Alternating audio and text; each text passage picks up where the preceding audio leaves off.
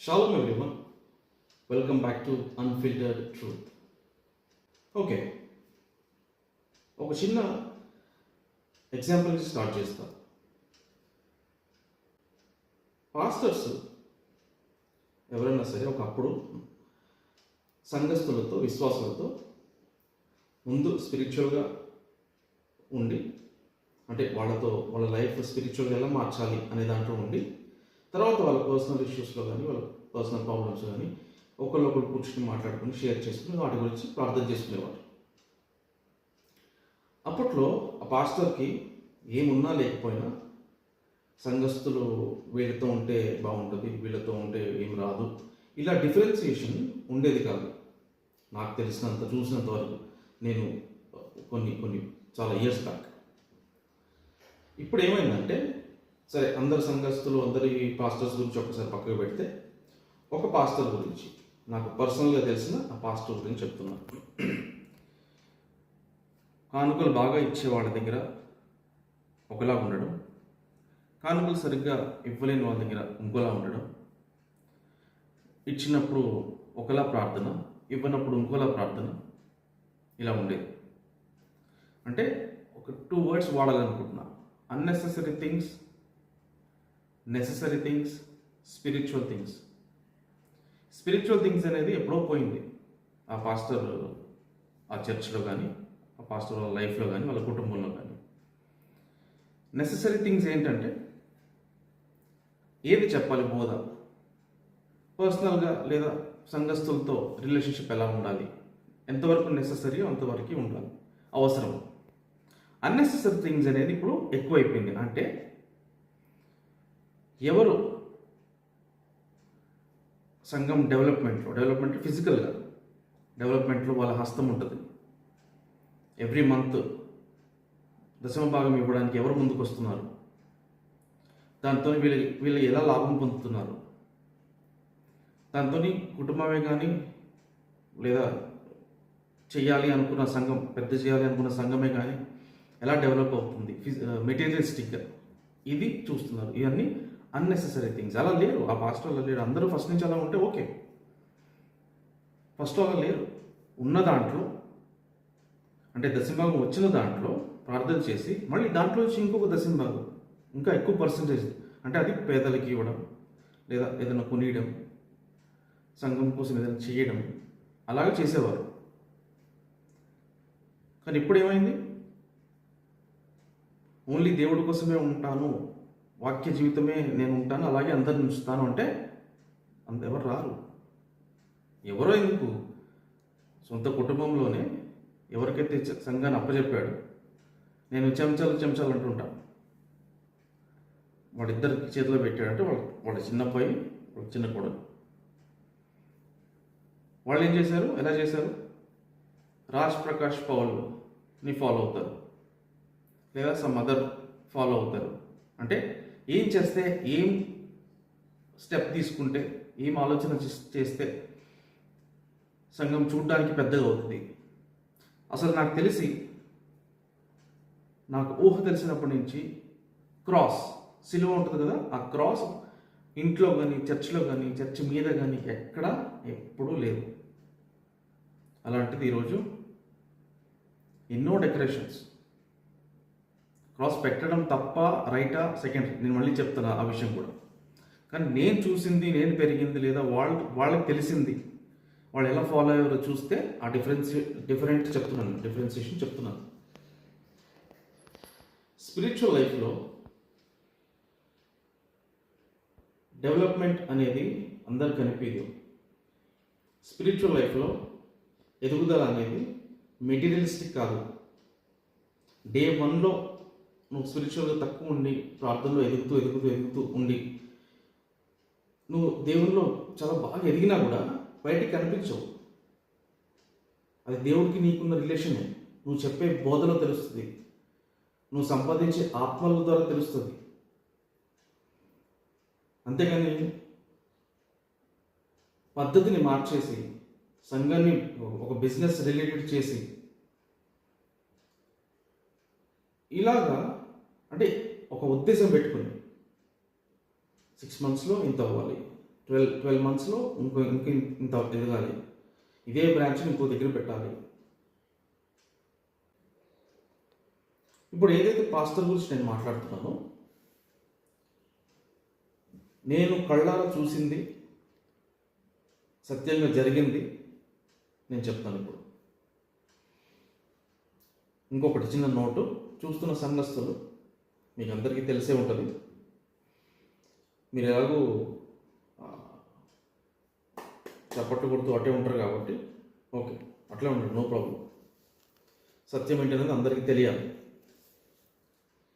Okay, ఈ pastor ఒక 40 years back almost సన్నిహితంగా ఉండి, చాలా క్లోజ్గా ఉండి ఉన్న ఒక విశ్వాసి ఈ పాస్టర్ అభిషేకించబడి సెపరేట్ సంఘం పెట్టుకున్నాక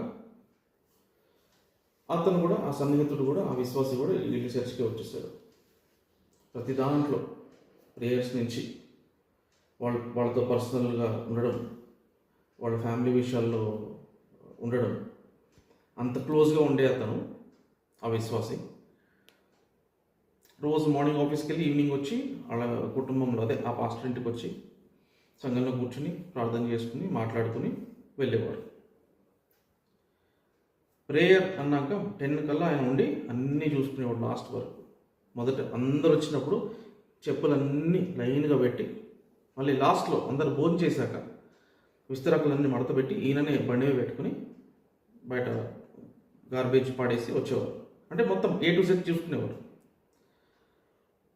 చాలా సంవత్సరాలు ఉన్నాక ఒకసారి ఆయన మధ్యలో ఆయనకు ఉద్యమం వచ్చినప్పుడు ఆయన కొంచెం గట్టిగా ప్రార్థన చేసేవాడు, వాక్యం చెప్పేటప్పుడు కానీ, ఆరాధనప్పుడు కానీ ఆయనని కసిరేసి, అంటే ఆయనని ఉరుకోమని గట్టిగా మాట్లాడుతూ మధ్యలో ఏంటది అని చెప్పి ఆయన ఖండించేవాడు. ఆయన ఏం చేశాడు? ఆయనకి ఆ ఉద్యమంలో ఆయన హల్లెలూయా అంటాడు, ఇంకా స్తోత్రం అంటాడు. అదొకటి. ఆయన కొన్ని ఇయర్స్ తర్వాత నాకు కొంచెం ఆత్మీయంగా కొంచెం ఇది తగ్గినట్టు అనిపిస్తుందండి, లేదా ఆయనకున్న ఒపీనియన్ అని చెప్పడం జరిగింది. చెప్తే లేదు, అన్ని సంవత్సరాలు ఉన్న రిలేషను ఒక్కసారిగా కట్ అయిపోయింది. ఓకే, ఆయన చెప్పింది రాంగే, బైబిల్ ప్రకారంగా రిఫరెన్స్ తీసి చూపించి. ఆత్మీజ్ఞానం ఉంది కదా, ఒక మనిషి వెళ్ళిపోతుంటే సంఘంలోంచి, లేదా మనిషిగా ఎందుకు చూడడం, ఆత్మ వెళ్ళిపోతుంది. కూర్చోబెట్టి మాట్లాడి, బైబిల్ నుంచే, నువ్వేం మాట్లాడకు, నీకు తెలిసిన వాక్యజ్ఞానం నుంచే ప్రార్థన చేసి చెప్పు. అప్పటికీ తప్పు అయితే వెళ్ళిపోతే ఓకే, రావద్దు, వెళ్ళిపో. నువ్వు అలా చేస్తే మాత్రం, ఆ పద్ధతిలో ఉంటే మాత్రం ఇక్కడ రావద్దు. ఈ రూలింగ్ అనేది స్టార్ట్ అయింది. నెక్స్ట్ వాళ్ళ రిలేటివే ఒక లేడీ, ఒక ఆవిడ వచ్చేది. ఆవిడ బయట ఎన్ని బిజినెస్లు చేసినా, ఎవరితో ఎలా ఉన్నా, సంఘంకి వచ్చి, సంఘం కానీ సంఘం ఫ్యామిలీకి కానీ ఎంతో అంత సపోర్ట్గా ఉండి చేసి అన్నీ చేసేది. కొన్నాళ్ళ తర్వాత ఆమె సంఘస్థులతో బయట మాట్లాడి, వాళ్ళతో ఉన్న బిజినెస్ చర్చలు జరిపి, కొంచెం మనీ అటు ఇటు లాస్ వచ్చి, కొంతమంది మోసపోయామని చెప్పి అలా వచ్చినప్పుడు సంఘంలో నుంచి అందరి ముందు ఆమె పలానా ఆమెను ఎవరు మాట్లాడద్దు, ఆమెతోని ఎవరు దగ్గర తీసుకోవద్దు, సంఘం నుంచి ఆమెని వెలివేయడం జరిగింది. అక్కడ ఆమెతో ఇంకొక ఆయన ఉన్నాడు, సంఘం స్థాపించిన కొత్తల్లో వచ్చిన వ్యక్తుల్లో ఇంకొక అతను, బాగా త్రాగుడుకు అలవాటు పడిపోయిన వ్యక్తి. అప్పుడు విశ్వాసము, అప్పుడు ప్రార్థనా మందిరము అన్నీ చూసి ఇక్కడ సంఘంలోనే ఉండి, అంటే ఇంటికి వెళ్తే మళ్ళీ డ్రింక్ చేస్తానేమో అన్న భయంతో ఆయన నైట్ అంతా సంఘంలోనే ఉండి, అలా ఒక 5-6 days ఉండి, ఆయనకి ఆ ప్రార్థనా శక్తి ద్వారా, లేదా అందరు కలిసి ప్రార్థన చేసి ఆయనకి వాక్యం చెప్పి బోధించి ఆయనని మార్చి, దేవుడే మార్చాడు, బట్ వీళ్ళు ప్రేయర్ చేశారు ఆ నైట్స్ అన్నీ. ఆయన మారాడు, ఆయన అంచెలంచెలుగా ఎదిగాడు. ఆయన అన్నీ మానేసి బిజినెస్ చేసుకున్నాడు, బాగా ఎదిగాడు. సంఘంలో ఒక పెద్ద మనిషిగా ఆయన పెట్టారు, ఈ పాస్టర్ పెట్టాడు. కొన్నాళ్ళకి ఈ పాస్టర్ కానీ లేదా ఇంకెవరు సంఘస్థులు కానీ డైరెక్ట్గా చూశారో లేదో నాకు తెలియదు, మోస్ట్లీ చూడలేదు, బట్ వినికిడి ద్వారా తెలిసింది ఆయన చాలా తప్పులు చేస్తున్నాడు బయట. ఆ, మీరు మాట్లాడండి పాస్టర్గా, మీ సంఘానికి మరి బ్యాడ్ నేమ్ అని చెప్పి చాలామంది చెప్పారంట. ఈ పాస్టర్ ఏం చేశాడు, ఆయనను పిలిచి కూర్చోబెట్టి మాట్లాడి ఏం జరుగుతుంది ఏంటని, ఎప్పుడో ఎన్నో ఇయర్స్ నుంచి తెలుసు కదా. నిజంగా తప్పు చేసే ఉంటే ఒప్పించే పద్ధతి వేరు, లేదా సంఘంలో ఉన్నప్పుడు ఇలా చేయకూడదు సో అని అది స్మూత్గా తీసేయాలి, పక్కకు తొలగించాలి. కానీ ఈ పాస్టర్ ఏం చేశారు, ఒకరోజు ఆదివారం రోజు అతను నుంచోబెట్టి, ఆ విశ్వాసం నుంచోబెట్టి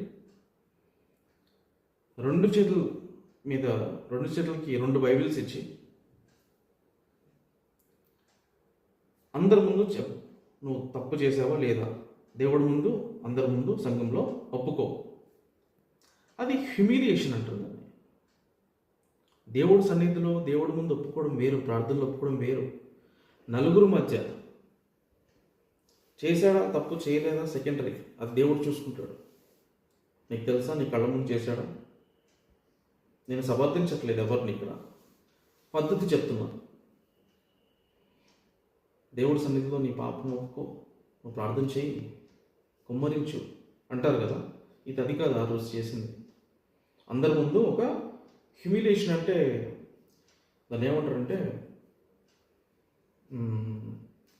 వాళ్ళని తగ్గించి మాట్లాడడం, లేదా వాళ్ళకి ఒక టైప్ ఆఫ్ ఇన్సల్ట్. అది ఎవరో ఎందుకు, నేనే అప్పుడు ఉన్నా, వచ్చి అంటే అతను ముందుకు వచ్చి మధ్యలో కూర్చోబెట్టి వీడియో తీయమన్నారు ఆయన చెప్పేది. నేనే వీడియో తీసే, అప్పుడు నేను చాలా చిన్న ఉన్నా. సో అప్పుడు నాకు గ్రహించలేదు, నాకు తెలియదు అప్పుడు ఇంత ఆయన చెప్పడం జరిగింది. ఆయన అప్పుడు ఒప్పుకున్నాడా లేదా నాకు గుర్తులేదు, కానీ అందరి ముందు చెప్పడం జరిగింది అంతే. ఇంకా అంటే నేను చనిపోయే వరకు ఈ సంఘం వదిలి వెళ్ళను అన్న అతను, అంత పెద్ద స్టేట్మెంట్ ఇచ్చిన అతను, అంటే ఎందుకంటే నా లైఫ్ని మార్చిన ప్రార్థన ఇక్కడ ఉంది, నా లైఫ్ను మార్చిన సాక్ష్యం ఇక్కడ ఉంది, చనిపోయేవాడిని తిరిగి బతికించాడు దేవుడు, అలాంటి సాక్ష్యం ఇక్కడ ఉందని నమ్మిన అతను అంత బలంగా చెప్పాడు. నా కట్టె కాలే వరకు, లేదా నేను చనిపోయే వరకు ఈ సంఘం నుంచి బయటికి వెళ్ళను అన్న వ్యక్తి ఒక ఫ్యామిలీని తీసుకుని సంఘం నుంచి వెళ్ళిపోయాడు. ఆ కోపం పెట్టేసుకున్నాడు. అలాగే ఆయన కోపం పెట్టుకోవడంలో తప్పులేదు. సో ఎవరో చెప్పిన దానికి అది కరెక్టా కాదా అని తెలుసుకోకుండా నలుగురిలో ఇన్సల్ట్ చేసి, ఓకే పక్కకు పెడతాం ఇక్కడికి. ఇంకొకటి,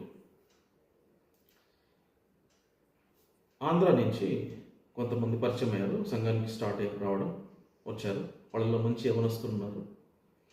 అప్పుడు నేను స్కూలింగ్ కాలేజ్ టైప్ వాళ్ళు ఉన్నారు. వాళ్ళతో దేవుళ్ళు ఎక్కువ ఉండండి, మీరు మంచి వాక్యం చెప్పండి అని చెప్పి, ఎక్కడికి వాక్యం వెళ్తే, ఎక్కడ బోధించడానికి వెళ్తే అక్కడికి పరిచర్యకి తీసుకెళ్ళేవారు అతన్ని. ఒక యవనస్తుడి గురించి మాట్లాడుతున్నా. వెళ్ళడం జరిగింది. అక్కడ చాలా ఏళ్ల తర్వాత నేను అభిషేకిస్తాను, దేవుడికి సేవ చేయి నువ్వు అంటే ఫుల్ టైం ఇక దేవుడి సేవలోకి వచ్చేసే అని చెప్పడం జరిగింది. అతను ఒప్పుకున్నాడు. వాళ్ళ ఊరు వెళ్ళి అక్కడ సంఘం స్థాపించి మంచి ప్లేస్లో వాళ్ళ ఇంటి దగ్గర చర్చి కట్టి మేము అందరం కూడా వెళ్ళాము. సంఘం నడిపిస్తున్నాడు, అంతా బాగానే ఉంది. అక్కడ వరకు స్పిరిచువల్ ఫాదర్గా, స్పిరిచువల్ హెల్ప్గా, పాస్టర్గా నువ్వు ఉన్నావు, ఓకే. పర్సనల్ లైఫ్ అనేది, మ్యారేజ్ అనేది పర్సనల్ లైఫ్. ఫస్ట్ అబ్బాయి తల్లిదండ్రులు, వీళ్ళు ప్రయారిటీ, వీళ్ళు చూసుకోవాలి, ఓకే. అబ్బాయి అభిమానంతో లేదా ఒక ఆత్మీయ తండ్రిగా చూసి మీరు వెళ్ళి చూస్తేనే కానీ నేను ఒప్పుకోను, అమ్మాయి మీరు చూడాలి, ఫస్ట్ మీరే చూడండి, తర్వాత నాకు చెప్పండి, అప్పుడు నేను చేసేసుకుంటాను, నేను చూడకపోయినా పర్వాలే అని అతను అన్నాడు. ఆ ఏజ్ అట్లాంటిదో మరి అబ్బాయి సరిగ్గా ఆయన అంత అవగాహన రాలేదు, తనకి కొత్తలో ఉన్నాడు, స్పిరిచువల్గా చెప్పాడు. వయసులో పెద్ద, అన్నీ తెలుసు, స్పిరిచువల్గా అన్నీ తెలుసు. అలా కాదు బాబు, ఫస్ట్ నువ్వు చూసుకోవాలి. ఏదైనా తల్లిదండ్రులు మీరు చూసుకున్నాక ప్రార్థన విషయంలో ఏదైనా సరే నేను ఉంటాను, పరిశుద్ధ వివాహం విషయంలో నేను ఉంటాను అని చెప్పాల్సింది పోయి వెళ్ళిపోయి అమ్మాయిని చూసేసి అలా బ్యాక్గ్రౌండ్ ఏంటి ఈయనకి ఏం తెలియకుండా జీవించేది వీళ్ళిద్దరే కదా. తర్వాత వచ్చేసారు, మాట్లాడేశారు, ఈయనకి నచ్చేసిందని చెప్పాడు, మ్యారేజ్ చేసేసారు. ఈ పాస్టర్ పరిశుద్ధ వివాహం మళ్ళీ చెప్తున్నాను, మళ్ళీ వస్తాను ఈ టాపిక్కి. తెల్ల బట్టలు, ఇద్దరు తెల్ల బట్టలు వేసుకుని అమ్మాయి అబ్బాయి ఒక పువ్వు దండ కూడా లేకుండా అంత అంత క్లీన్గా పరిశుద్ధమైన వివాహం జరిగింది బైబిల్ వాక్య ప్రకారం. అయిపోయింది అక్కడికి. కొన్నాళ్ళకి అబ్బాయి అప్పుడు మేబీ 23, 24 ఉంటాడేమో, అంతే ఉండొచ్చు. ఒక 5-6 years, 27, 20, 29, ఆల్మోస్ట్ 30 వచ్చి ఉంటాడు. అప్పుడు తెలుస్తుంది కదా, మెచ్యూర్డ్ అవుతారు, మైండ్ సెట్ మెచ్యూర్ అవుతుంది. సో ఇద్దరికి సెట్ అవ్వట్లేదు, అంటే ఇంటర్నల్గా ఏం జరిగింది నాకు తెలియదు, కానీ సెట్ అవ్వట్లేదు అనేది అర్థమైంది.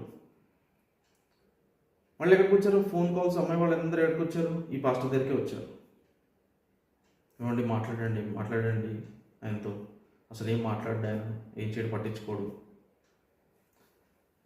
ట్రై చేయాల్సినసార్లు ట్రై చేశారు. వీళ్ళు ఏం చేస్తారు, ఈ పాస్టర్ వాళ్ళు ముందు ఉండాలి. వెళ్ళే ముందు ఆ అబ్బాయి లైఫ్ ఈరోజు ఎలా ఉందో తెలియదు. నాకు తెలిసినంత వరకు అయితే వాళ్ళు కలిసి లేరు. ఇప్పుడు విషయం కాదు, నాకు తెలిసినంత వరకు చెప్తున్నా, అప్పుడు కలిసి లేరు. చాలా చాలా డిస్టర్బెన్స్ వచ్చింది. స్పిరిచువల్గా ఆయన పడిపోయాడు, అంటే పాస్టర్గా అభిషేకించి అక్కడ పెడితే పడిపోయాడు. ఎలా పడిపోయాడంటే ఇంకా వాక్య జీవితంలోనే కానీ, ఇంకా నడవడికలో కానీ, ఏదైనా సరే. ఓకే ఫైన్, అట్లా పక్కన పెట్టేస్తాను. ఇప్పుడు నేను ఫోర్ పీపుల్ చెప్పాను. ఇప్పటికి ఇంకొక అతను సేమ్ ఇదే పాస్టర్ దగ్గరికి, ఇదే సంఘంలో ఒక అతను వచ్చేవాడు. తమ్ముడు వచ్చేవాడు, అన్న వేరే సంఘానికి వెళ్ళేవాడు, తమ్ముడు వచ్చేవాడు ఇక్కడికి. తమ్ముడిని కూడా మంచి ట్రైన్ చేసి ఒక స్థానం దాకా తీసుకెళ్ళి అన్ని పరిచయాలకు తీసుకెళ్ళేవాడు. అంటే ఇప్పుడు ఎవరెవరితో పేర్లు చెప్పానో ఫినాన్షియల్గా హెల్ప్స్ వచ్చేవి, ఫినాన్షియల్గా రన్ అయ్యేది, అంతా ఇచ్చిపుచ్చుకోవడం అనేది జరిగేది. ఇతను తమ్ముడు రక్షణ తీసుకున్నాడు, బాప్టిజం తీసుకున్నాడు, మ్యారేజ్ అయింది. ఓకే, మళ్ళీ ఆయన కాన్సెప్ట్లో ఆయన వెళ్ళిపోయాడు. అంటే అతన్ని పాస్టర్ చేద్దాం అనుకున్నాడు ఈ పాస్టర్, అతని కాన్సెప్ట్లో అతను వెళ్ళిపోయాడు, పడిపోయాడు. అంటే వాళ్ళ ఓన్ దాంట్లోకి వెళ్ళిపోయాడు. ఇంకా అయితే ఇదంతా అయిపోయింది. ఇప్పుడు చిన్న కొడుకు అయితే ఇప్పుడు చెప్పినంత ఎఫెక్ట్ ఎలా కొట్టింది విశ్వాస జీవితంలో? ఎప్పుడైనా 30 yearsలో మాట వచ్చిందా, ఏంటి సంఘం ఇలా పడిపోయింది అని? అప్పుడున్న సాక్ష్యం లేదు, ఇప్పుడు అప్పుడున్న ప్రార్థన లేదు ఇప్పుడు అంటున్నారు. ఇప్పుడు బయట ఆ ఎఫెక్ట్ ఆ సంఘ పాస్టర్ చిన్న కొడుకుకి, కూతురికి గట్టిగా వచ్చింది, ఆ రూపంలో వచ్చింది. ఎలాగంటే అసలు చిన్నప్పటి నుంచి ఆర్నమెంట్సే పెట్టుకోము అని ఖండితంగా ఇట్లా వల్ల గుద్దినట్టు చెప్పేవారు పాస్టర్ అందరికీ. వాళ్ళ పెద్ద కొడుకు మ్యారేజ్ చేసుకుని వస్తే మరి ఎవరో బయట అమ్మాయి కాదు, మేనరికమే. మ్యారేజ్ అయిన దగ్గర నుంచి సంఘం ఇలాంటిది అని తెలుసుకున్న వాళ్ళ భార్య, పెద్ద కొడుకు భార్య, సంఘం ఈ పద్ధతులు ఉంటుందా, ఓకే నేను తీసేయాలి. తర్వాత దేవుడు ఫస్ట్ పద్ధతి నేర్చుకుని తర్వాత దేవుడి గురించి తెలుసుకుని ముందుకు వస్తుంది. ఆ పెద్ద కోళ్ళని ఎప్పుడు పెద్ద కోళ్ళని యాక్సెప్ట్ చేయలేదు, దేవుడి మార్గంలో ఉన్నా సరే. ఇప్పుడు కూతురు, చిన్న కోడలు చిన్న కొడుకు. వీళ్ళు ఎలా ఉంటున్నారంటే, అవునా వీళ్ళ ఒకప్పుడు ఇలా ఉండేవారా, అబద్ధం చెప్తున్నావు అంటున్నారు. అంటే అట్లా కామెడీ అయిపోయింది. వాళ్ళు చెప్పిన సాక్ష్యానికి, ఉంటున్న జీవితానికి అలా అయిపోయింది. కానీ మెయిన్ ఇంపార్టెంట్ థింగ్ ఏంటంటే, వాళ్ళ పెద్ద కొడుకు పెద్ద కోళ్ళు ఇంకా అలాగే ఉన్నారు. వాళ్ళు చేంజ్ అయ్యారు కదా. ఇప్పుడు ఈ పాస్టరు, వాళ్ళ కూతురు, పాస్టర్ అమ్మ, వీళ్ళందరూ చేంజ్ అయ్యారు కదా. వాళ్ళు చేంజ్ అయిందే కరెక్ట్ పద్ధతి అనుకుంటున్నారు. దేవుడు అన్నీ చూస్తున్నాడు. పరిశుద్ధ వివాహం అని చెప్పి ఇందాక ఆపే కదా. మెయిన్ పాయింట్ సెకండ్, వాళ్ళ పెద్ద కొడుకు పెద్ద కోడలు కరెక్ట్గా ఉంటున్నారు అన్నాను. దేవుడి విషయంలో వాళ్ళు ఏం నేర్చుకున్నారు, దేవుడి విషయంలో స్పిరిచువల్గా సంఘంలో ఉన్నప్పుడు లేదా ప్రార్థనలో ఉన్నప్పుడు ఎలా ఉండాలి, ఏదైతే ఆర్నమెంట్స్ పెట్టుకోకుండా ఉన్నారో, తెల్ల వస్త్రాలతో ఉన్నారో, ప్రార్థనలో డ్యాన్స్లు వేయకుండా స్తుతి ఆరాధన ప్రార్థన దేని మీద అయితే ఉన్నారో నేర్చుకున్నారో, మోకటి జీవితం, బెంచ్ మీద కూర్చోడం కాదు, మోకటి జీవితంలో నేర్చుకున్నారో అలాగే ఉన్నారు. సంఘం దేవుడి విషయంలో చెప్తున్నాను, నేను దేవుడి సంఘంలో ఉన్నప్పుడు చెప్తున్నాను. ఎందుకంటే ఇప్పుడు ఎందుకు స్పష్టంగా ఇది చెప్తున్నానంటే, చాలా అటు తిప్పిటు ఇటు తిప్పిటు చేసే రకాలు ఇప్పుడు నేను మెన్షన్ చేసే సంఘం వాళ్ళు. సో క్లియర్ అండ్ క్లారిటీ కోసం చెప్తున్నాను. అంటే ఇన్స్టాగ్రామ్ యూట్యూబ్ ఇన్ఫ్లుయెన్సర్స్ కదా, ఏంటి ఇలా మాట్లాడుతున్నారు మళ్ళీ అని అనుకోకుండా, దేవుడు పరంగా ఆయనకి ఇష్టమైనట్టు మేము నేర్చుకున్న పద్ధతుల్లో, మాకు తెలిసిన పద్ధతుల్లో అలాగే కొనసాగుతున్నామని చెప్తున్నాం. ఇన్ఫ్లుయెన్సర్గా ఉండడము లేదా మ్యూజిక్ ప్లే చేయడము ఇవన్నీ వర్క్, ప్రొఫెషన్. దేవుడికి ఏదైతే విరుద్ధమో అది చేయట్లేదు. అందరు పని చేసుకుంటారు కదా, అంతే, ఇది వర్కే. దేవుడి పేరు చెప్పుకుని వర్క్గా మారుస్తారు కదా, అది చేయట్లేదు. మేము ఎప్పుడు చేయలేదు ఆ విషయం మాత్రం, చెయ్యం కూడా. ఇప్పుడు నా సిచ్యువేషన్స్ ఎలాగైనా ఉండదు, ఫినాన్షియల్గా నేను కింద పడిపోయినా సరే, ఇప్పటివరకైతే దేవుడు లేపుతూనే ఉన్నాడు పైకి, ఇంకా లేపుతాడు, గట్టి నమ్మకం ఉంది. చెప్తున్నా, ఎలా అయినా పడ్డా సరే దేవుడి పేరు మాత్రం చెప్పుకుని నేను డబ్బు సంపాదించను. కొట్టుమిట్లాడుతూ ఉంటానేమో కానీ దేవుడి పేరు చెప్పుకుని బిజినెస్ స్టార్ట్ చేయను నేను. ఈ సంఘం చేస్తున్నట్టు లేదా వీళ్ళ పాస్తరు ఈ చిన్న కొడుకు వాళ్ళు చేస్తున్నట్టు. అది దేవుడి నుంచి వచ్చే కోపము ఎలా ఉంటుందో ఊహించలేదు. ఇంకోటి, పరిశుద్ధ వివాహం అన్నాను కదా ఇందాక, అక్కడికి వస్తున్నాం మళ్ళీ. పరిశుద్ధ వివాహం అయితేనే నేను చేస్తాను లేదా నేను చేయను, స్టేజ్ కూడా ఎక్కను నేను అని ఒక వివాహానికి వెళ్ళి స్టేజ్ ఎక్కకుండా, అంటే జస్ట్ ఒక పెద్దరికంగా ఉండి వచ్చేసిన పాస్టరు చిన్న కొడుక్కి టీ టీ టీ టీ టీ టీ అర్థమైందా, తాళి కట్టించారు. వాళ్ళు తాళి కడుతుంటే చూశారు, డిజైన్డ్ సూట్స్ వేసి. అంటే ఓకే పర్లేదు కానీ సిద్ధం, ఓకే నడు పద. ఎందుకు? డబ్బు గురించి. చేతిలో చిల్లి గవ్వ లేకపోయినా,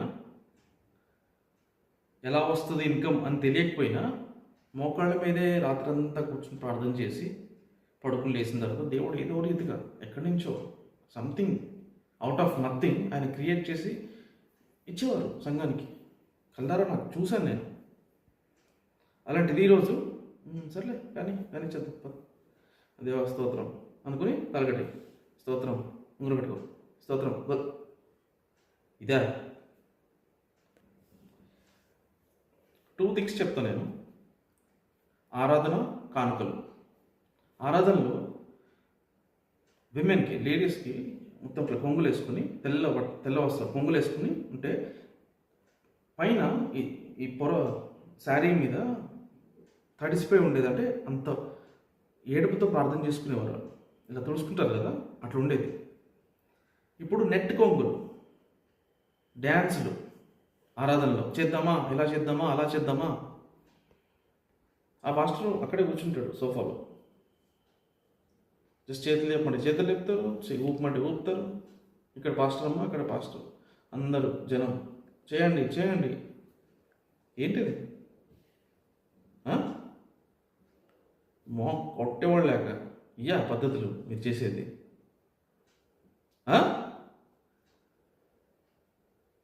పిచ్చి పిచ్చిగా ఉందా మీకు? ఇంకోసారి అంట కొట్టేవాళ్ళు లేక నేను ఇంకా మనిషినే, నేను చూసి పెరిగింది ఇలా అయింది ఏంటి అన్న కోపము. దేవుని ఉగ్రతకు లోనవ్వకండి. ఎందుకు పనికి రాకుండా పోతారు? ఒక మనిషి అంటే పనికి రాకుండా పోయాడని దేవుడు తిరిగి లేపాడు. నా గురించే చెప్తున్నా నేను. పనికిరాడు, వదిలేసాము. నువ్వేంటి వదిలేసేది? నువ్వేంటి అనేది పనికి రాకుండా పోయావని? నేను ఏ స్థాయిలో ఉన్నాను, ఏ స్థాయిలో ఉన్నప్పుడు దేవుడు నన్ను తిరిగి లేపాడు, ఏ స్థాయిలో కూర్చోబెట్టాడు తెలుసా నీకు?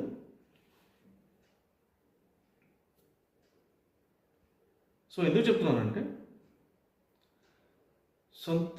ఇప్పుడు ఆ కొడుక్కి గట్టి కూర్చొని చెప్పచ్చు, నేను అసలు వద్దు, పరిశుద్ధ వివాహం చేసుకో, నేను స్థాపించిన సంఘం, నేను నుంచిన విశ్వాసము, నేను కట్టబడిన ఈ పద్ధతి నేను మార్చను. ఎందుకంటే ఆ చిన్న కొడుకు బెదిరింపులు కదా, మళ్ళీ పోసేసుకుంటాను, రోడ్డు మీద కూర్చుంటాను, బయటికి వెళ్ళిపోతాను, తినకుండా లోపల రూమ్లోనే ఉంటాను గంటలు గంటలు, ఫోన్ చేసిన పలకను, ఏమైపోతుందో తెలీదు. ఇలాంటి బెదిరింపులు కదా. ఎవడు ఎలా పోయినా నా దేవుడికి ఇచ్చిన మాట నేను తప్పను అని ఉన్నవాడివి ఈరోజు ఏమైంది? సంఘము విశ్వాసం పోయింది, సాక్ష్యం పోయింది అంటున్నారు కదా, అది నీ దాకా వినిపించట్లేదా? వాడికి ఏం తెలుసులే అంటున్నావా? వాడు చూసినాడు కాబట్టి చెప్తున్నాడు,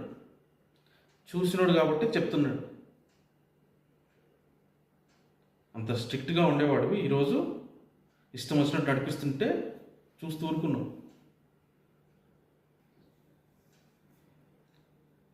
మీకు అందరికీ తెలియాల్సిన విషయం ఏంటంటే, ఇప్పటివరకు పాస్టర్ అంటున్నా కదా, సంఘం అంటున్నా కదా, ఆ పాస్టర్ కొడుకునే నేను.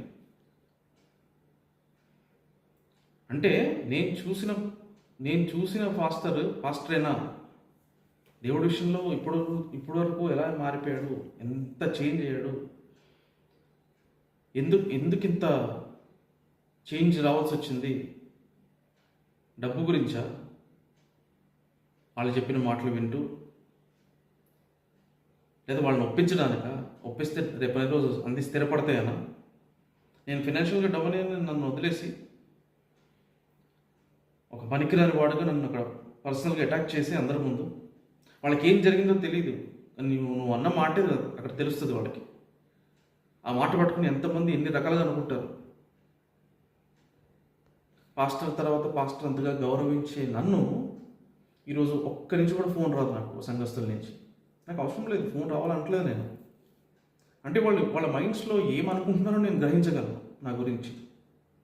మనిషి, సొంత కుటుంబమైనా కానీ, తండ్రి అయినా కానీ, తల్లే కానీ, ఎవరైనా సరే, నేను ఇప్పుడు పరిశుద్ధ గ్రంథం, నేను నమ్మిన నా బైబిల్ పట్టుకుని చెప్పగలను. ఎవ్వరు ఏమనుకున్నా కూడా నాకు ఇంత కూడా ఐ డోంట్ కేర్, ఫరక్ పడదు. ఎందుకు తెలుసా? నేను ఏ అంధకార స్థితిలో అన్నానా? నేను ఒకరోజు చెప్పాను, చూసే ఉంటారు వీడియోస్, చూడండి. నేను నా కుటుంబం అంధకార స్థితిలో, నేను ఎక్స్ప్లెయిన్ చేయలేను కానీ అటువంటి స్థితిలో అదే కుటుంబం, అదే సంఘస్థులు, అదే పాస్టర్లు, అదే తల్లిదండ్రులు ఎవ్వరూ రాలేదు, ఫోన్ కూడా చేయలేదు. నా దేవుడు చూశాడు. ఎవరున్నా లేకపోయినా చెయ్యిచ్చి బయటికి నడిపించి, నా కుటుంబాన్ని చెయ్యిచ్చి బయటికి నడిపించి టర్న్ చేశాడు ఇలా సిచ్యువేషన్స్ని. ఒక 6 నెలలు పడ్డ కష్టం, 6 నెలలు పడ్డ అంధకారం, 6 నెలలు పడ్డ భయంకరమైన పరిస్థితులు దేవుడు ఎలా టర్న్ చేశాడు మా లైఫ్లో. ఈరోజు మేము ఏ స్థితి నుంచి ఏ స్థితికి వచ్చాము. ఎందుకంటే కేవలం one and only my God.